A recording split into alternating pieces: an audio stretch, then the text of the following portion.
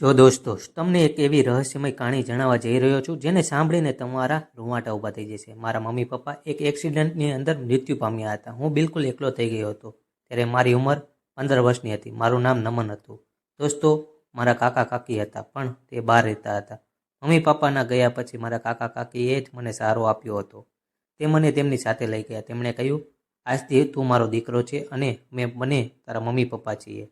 કાકા મને ખૂબ જ પ્રેમ કરતા હતા। તેમણે મને ક્યારેય એવું નથી લાગવા દીધું કે હું અનાથ છું।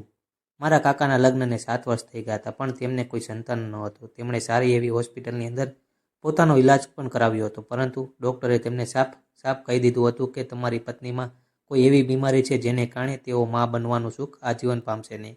પરંતુ મારા કાકી આ વાત માનવા માટે તૈયાર નહોતા। તે એમ જ કહેતા કે તમારામાં જ કંઈક ને કંઈક તકલીફ છે। આ વાતને લઈને તે બંનેની વચ્ચે રોજ ઝઘડો થતો હતો। મારા કાકા મોટી કંપનીમાં એક મેનેજર હતા, એટલા માટે તે પોતાના કામમાં ખૂબ જ વ્યસ્ત રહેતા હતા।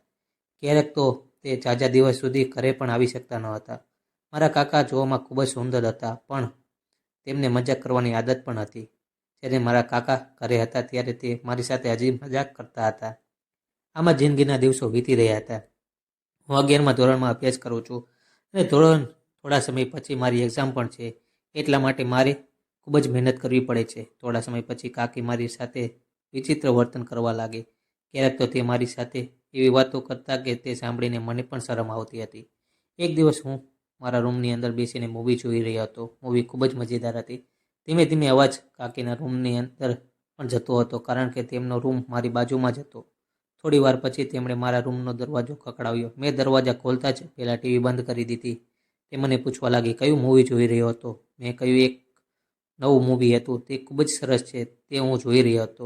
તેમણે મને કહ્યું કે તું મૂવી જોવે છે? તેમનો મને કોઈ વાંધો નથી, પણ અવાજ થોડો ધીમો રાખ। અને તે કહેવા લાગી કે મૂવી ચાલુ કર, આપણે બંને જોઈએ। મેં ટીવી ચાલુ કરી અને તે મારી પાસે બેસીને મૂવી જોવા લાગી। હું થોડો ખસીને બાજુ પર ગયો તો તે પણ ખસીને ફરીવાર મારી બાજુ આવી ગઈ। હું કંઈ બોલી શકતો નહોતો। મારી હાલત ખરાબ થઈ ગઈ હતી। હું વિચારતો હતો કે હું શું કરું, અને મને કંઈ સમજાતું નહોતું। થોડી વાર પછી કાકી ધીમેથી બોલી, તે ક્યારેક ખેતર ખેડ્યું છે? મેં કહ્યું, નહીં કાકી, મેં ક્યારેય ખેતર ખેડ્યું નથી। શું તું ખેતર ખેડવાનું શીખવા માંગે છે?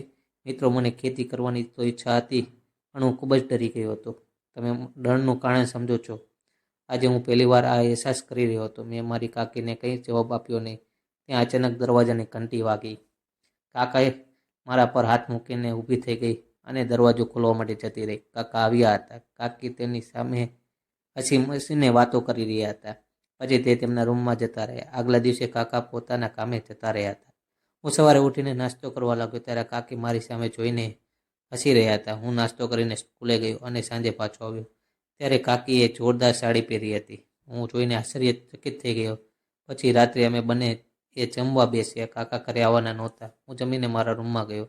પછી મારી કાકીએ મારા રૂમનો દરવાજો ખખડાવ્યો। મેં જઈને ખોલ્યો। મેં કાકીને કીધું, શું કામ છે? કાકીએ કીધું, કાલની વાત હતી, એ પૂરી કરવાની હતી। મેં કીધું, વાંધો નહીં। કાકી ખેતર ખેડવા માટે તૈયાર હતી। મેં ખેતર ખેડવાનું ચાલુ કર્યું અને પછી વાવેતર કરી નાખ્યો અને જોરદાર પાણી પાયું। મારી કાકી ખુશ થઈ ગઈ। હવે આ દરરોજનું થઈ ગયું હતું। હવે દરરોજ કાકીના ખેતરમાં પાણી વાળવા જતો હતો।